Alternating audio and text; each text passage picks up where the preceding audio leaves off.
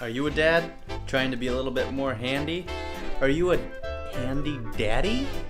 Do you want to do carpentry? Well, you came to the right place. Welcome to Handy Daddy Carpentry, where kids can be kids, right? Yeah.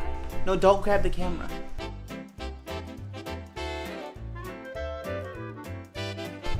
It's snowing out. Can you see? A little bit. Oh, there. It's snowing. Hey, who are you blocking out?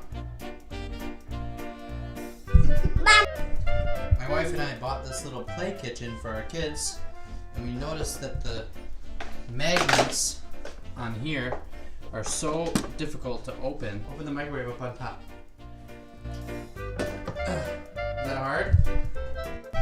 Now open the bottom. Is that easier?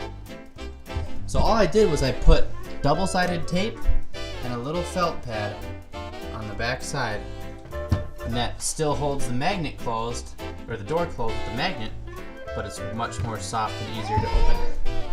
That's all it takes. That's all it takes, right? Yeah.